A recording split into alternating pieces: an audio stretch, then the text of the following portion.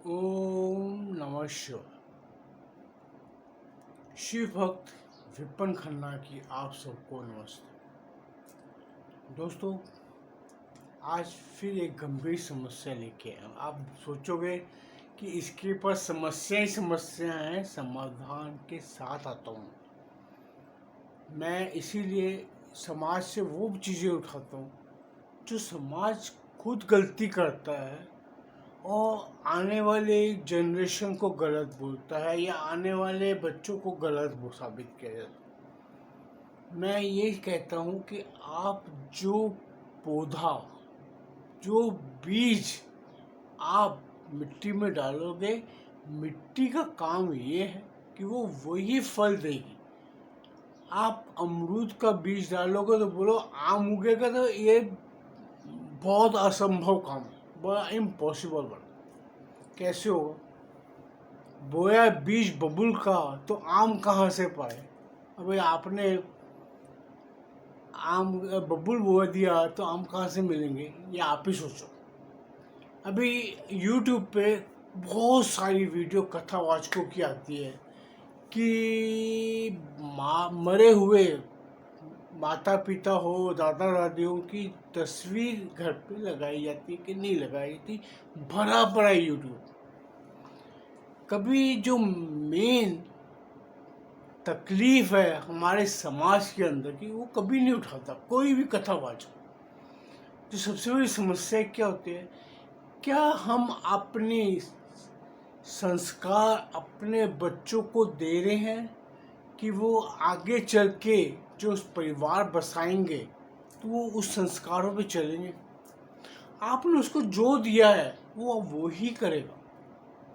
मैं वो अभी आपको बोल रहा था, बोया बीज बबुल का तो आम कहाँ से पाए। आप चाहते हो आप अपने संतानों के सामने अपने बड़े बुजुर्गों का मजाक उड़ाओ, उनके रिश्तेदारों का मजाक उड़ाओ, बच्चों के बैठ के ही है हुआ करो कि भाई आप बड़े होके भी अपने बच्चों को वो संस्कार दे के जाएंगे, क्योंकि कल आपने भी बुजुर्ग होना है। क्योंकि ये समस्या मैं भी अपनी यंग जनरेशन में जब हम जवान थे हमें देखता आया, कई परिवारों में देखा है कि उनके पास बैठ के बात करने के लिए कोई संसारिक बात नहीं करते थे। बच्चों को ये नहीं समझाते थे कि हमने क्या करना चाहिए। अपने बड़े बुजुर्गों की इज्जत करनी चाहिए।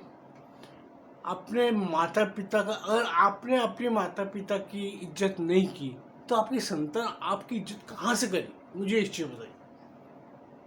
आज मैं हूँ, मैंने अगर अपने माँ बाप की इज्जत ना की होती, ना उनके साथ सही कर्म किए हूँ, तो मेरी संतान मुझसे कहाँ से कर्म अच्छे करेगी? उसने जो देखा उसने वही करना है। तो आप कहाँ से चाहोगे? आपने अपने माँ बाप की छवि जो आपने हृदय में रखी थी वो अपने बच्चों के सामने रख दी। आपको अगर अपने माँ बाप से नहीं प्यार था, कम से कम उनको ये तो दिखाओ कि माँ बाप की इज्जत करनी चाहिए। अगर आपने अपने माँ बाप की इज्जत की होती तो आपके बच्चे में वो संस्कार होंगे, वो आपको धुतकारेगा नहीं। ये समस्या हमारे समाज में इतनी है कि हमारे कथावाचक कथाएं तो लंबी लंबी बहुत दे देंगे, लेकिन रामायण में कथा वाच देंगे, रामायण के जो राम के गुण है वो किसी को नहीं बताएंगे। बताएंगे तो ऐसे बताएंगे कि ठीक है, कथा के हिसाब से सुनाते जा रहे, लोग कान से सुनते, ये कान से निकाल देते। वो ये नहीं बोलेंगे कि तुम भी अपने बच्चों को संस्कार दो। यही हमारे कमी है। मैंने कई परिवार देखे थे, बैठे हैं, मामा ये करता है, मामा ऐसा है, बुआ ऐसी है, मासी ऐसी है, उसके ये हो गया, उसके बच्चे ये बेवकूफ़ है, वो है। ये अपनी संतानों को आप शिक्षा देते गए। अब वही संतान है जब बड़ी हो रही है, वो जब बड़ी होगी तो उसके घर में बच्चे होंगे। वो बच्चा में अंदर जो संस्कार है जो उसके माँ बाप ने दिए हैं कि बड़े को इज्जत नहीं करनी, बुआ गलत। आज आप देखते होंगे यूट्यूब पे वीडियो भरी भरी है कि बुआ को सबसे बड़ा वो विलेन साबित करते हैं। मैं आपसे पूछना चाहता हूँ, कई औरतें बैठी होंगी, अगर वो औरत माँ है तो किसी की बहन नहीं है? वो बिना बहन के वो बुआ नहीं है। आप बुआ का मजाक उड़ा रहे हो, वो बुआ नहीं है। आप मासी का मजाक उड़ा, क्या आप मासी नहीं है? आप क्या कर रहे हो? आप ये सोच के देखो, अगर आप अपने रिश्तेदार को खुद मजाक उड़ा रहे हो, आप खुद भी वो रिश्तेदार हो। अगर मैं आप अपने पे ले तो मैं और किसी को नहीं बोलता। मैं अगर अपने माँ बाप का बेटा था तो मैं किसी का चाचा भी हूँ, मैं किसी का ताया भी हूँ, मैं किसी का जीजा भी हूँ, किसी का जवाई भी हूँ। मैं वही हूँ। अगर मैं चाहूँगा मैं अपने जीजा जी की इज्जत करूँ तो मैं भी कहीं जीजा बन के जाऊँगा, तो मेरी भी इज्जत उतनी होगी। मुझे संस्कार मेरे माँ बाप ने ऐसे दिए हैं कि अपने बहनोइयों के, जीजों की, अपनी बुआ की इज्जत करो। अगर मैं अपनी बुआ की इज्जत करता था तो मेरी बहनों की मैंने इज्जत की, मैंने उनका सम्मान रखा, उनकी फीलिंग समझी कि एक बहन की फीलिंग क्या होती है। और मैं यही चाहता था कि मेरी संतानें भी आगे आए, वो ऐसी चले। बड़े बदनसीब होते हैं जो माँ बाप कि अगर उन्होंने बच्चों को संस्कार सही दिए हैं, उनके बच्चे उस चीज़ में नहीं चलते। तो वो फिर वही है कि हम बोले अभी समझे, सब परिवार बसने पे आप अकेले नहीं होते। आपके साथ जो महिला, आपका पार्टनर, आपकी पत्नी आती है, वो भी वो क्या संस्कार लेके आ रही है आपको नहीं पता। उसके माँ बाप ने उसको संस्कार क्या दिए हैं। अगर उसके माँ बाप ने उसको संस्कार, रिश्तों की अहमियत नहीं समझाई, तो उसमें कसूर उनके माँ बाप का है, वो बेटी का कभी नहीं होता।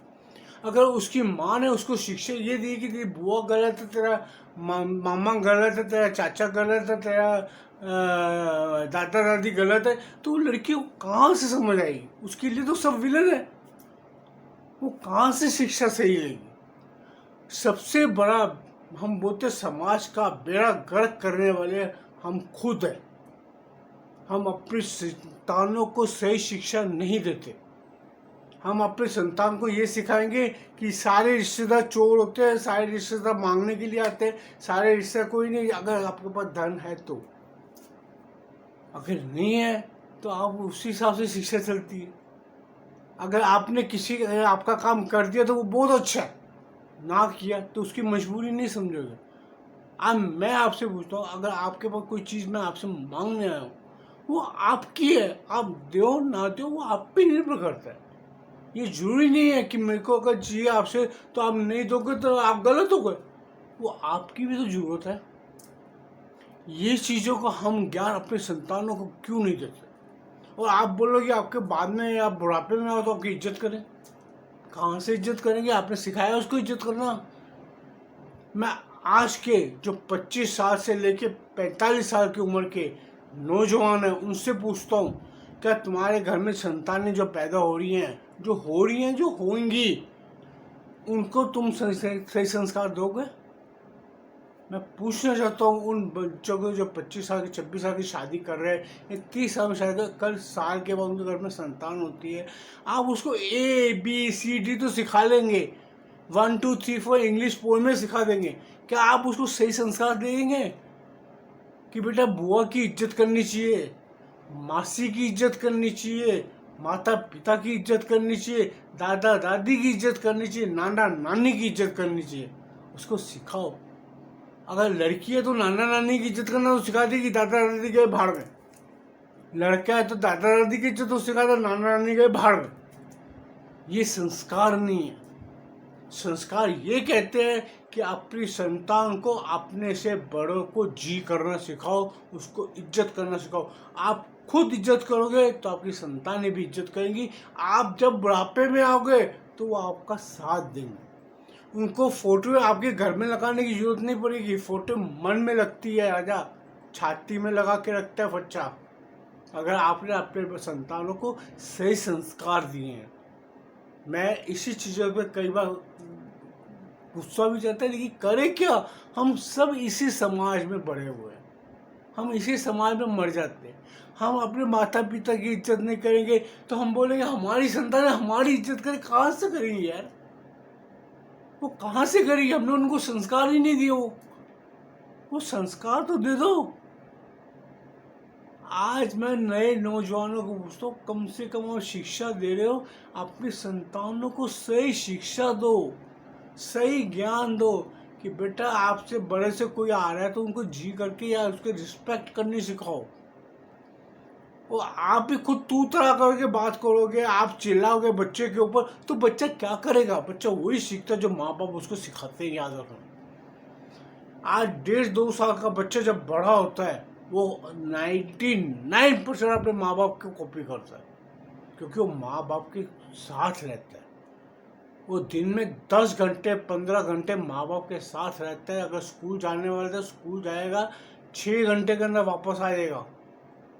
मैं 6 घंटे ज़्यादा इसलिए बोल रहा हूँ कि आधा घंटे का पीरियड होता तो भी 8 पीरियड भी लगा दो, 4 घंटे रहते, आने जाने में बच्चा को टाइम लगता, 6 घंटे बाहर रहता वो। लेकिन वो 16-18 घंटे आपके साथ रहता है। अगर आप अपने संतानों को, अपनी औलाद को सही शिक्षा नहीं दे रहे तो आप किसी और का नहीं, अपने खुद के लिए कांटे बीज रहे। जिन कांटों को आप लगाओगे वो कांटे आप भी को चुभेंगे। आपको तो चुभेंगे चुभेंगे, बाद में समाज को चुभेंगे। वो जब बच्चा बड़ा होगा, शादी करेगा, वो आपको कोई नहीं पूछेगा तो आपके लिए वो संतान गलत हो गई। कहाँ से गलत हो गया? आपने संस्कार दिए। अगर कई माँ बाप चोरी चकारी खुद करेंगे तो बच्चे को बोलते तू चोर नहीं बनेगा। मेरे जिंदगी का एक एक्सपीरियंस है, एक बच्चे के बात मुंह से सुन के मेरे कान खड़े हो गए थे। उसने अपने माँ बाप को ये बोला, अगर माँ अगर मैं पहली बार पेंसिल चुरा के आया था तो मुझे तलाफा क्यों नहीं मारा, चपेट क्यों नहीं मारा? माँ ने उसको प्रोग्रेस कर दिया, वाह बेटा अच्छा पेंसिल ले आया, कोई बात नहीं। बेटा बाद में पता क्या किया उसने? लोगों का माल ले लेके उड़ गया था। माँ तो मर गई, तो बच्चा क्या समाज को दिया उसने? मैं क्या बताऊँ। हमारे आसपास में इतना ज्ञान भरा पड़ा, आप लोगों को सिर्फ देखो कि क्या कर रहे हैं। आपको मैं बताऊँ एक ग्रंथ पढ़ने की जरूरत नहीं पड़ेगी, आपको सारा ज्ञान रास्ते पर गिरा पड़ा इकट्ठे करने वाला चीज। कम से कम आप खुद सोचो कि आप क्या कर रहे हो। क्या आपकी छवि ऐसी है कि आपके बच्चों के हृदय में छवि रहेगी आपकी? आपका बच्चा आपके ऊपर उठना चाहिए। वो आप बोलते मेरा बेटा मेरे पे जाए, मेरी बेटी मेरे पे जाए। अरे माँ तू संस्कार तो दे दे बच्ची को कि वो अपने ससुराल जाके भी सही रहे। तो उसको यही सब सिखाए कि बुआ गंदी, मम्मी गंदी, माँ गंदा, सारे गंदे, रिश्तेदार दादा दादी गंदे। तो सारे गंदे तो अच्छा कौन? तू और तेरी बेटी, या तू और तेरा बेटा, कौन अच्छा? भैया इस समस्या का समाधान महादेव भी नीचे आ जाए ना, वो भी नहीं कर सकते। भगवान राम आए थे, भगवान कृष्ण आए थे, क्या कंस आज के जमाने में नहीं है? भरा पड़ा। रावण, उससे गए गुजरे लोग इस संसार में है। क्या राम ने सभी रावण का वध कर दिया? नहीं। संस्कार में सभी बोले जा रहे, सभी भेड़ जा चली जा रही है। बट ऐसे राम सारे पलते रहेंगे, कहाँ तक रावण को खत्म करो? हर गली में रावण है, हर गली में कंस है, हर मामा कंस है, हर मामा कृष्ण नहीं बन सकता। सो दोस्तों, ऐसे ही समाज चलता है और ऐसे ही चलता है। हम आप सब चले जाएंगे, जो नए आएंगे वो भी यही समस्या पर रोएंगे। और ये समस्या ऐसी है जिसका कोई समाधान नहीं है। आप तस्वीर दिल में लगाओ, तस्वीर घर में लगाओ। अगर आपके माँ बाप ने आपकी छवि आपके इसमें सही दी है तो आप सब कुछ सही करोगे, समाज के लिए अच्छा कर जाओगे तो समाज अच्छा बनेगा। ना तस्वीरों में खड़े रह के हार डालना पड़ेगा। अरे जिंदे जी नहीं पूछोगे तो मर के क्या पूछोगे यार? ये चीज़ सोचो। आप जिंदगी पूछने लायक तो बन जाओ, फिर मर के देखा जाएगा। सो दोस्तों, अगर मेरी ये समस्या का समाधान आपके पास हो, अगर कोई मुझे ज्ञान थोड़ा सा मुझे भी दे दो। मुझे तो ये कथावाचकों को सुन सुन के मैं तो परेशान हो जाता हूँ। मैं तो इसी से समस्या सिवाय आप लोग हम लोग हैं, मैं समाज से मांगता हूँ कि समस्या का समाधान ढूंढो। समस्या को खड़ा मत करो, उसका समाधान ढूंढो। सो दोस्तों, अगर आपको मेरा ये विश्लेषण पसंद आए तो कृपया वीडियो को लाइक कीजिए, शेयर कीजिए और चैनल को सब्सक्राइब कर दिए अगर आपकी इच्छा हो तो। बाकी अगर मेरी कोई बातों से आपको कष्ट या तकलीफ हुई हो तो कृपया मुझे क्षमा करना, क्योंकि जो मेरे मन में आया, जो मेरे दिमाग ने मुझे दिया, मैं उसी पे आपके सामने आया। ओम नमः शिवाय।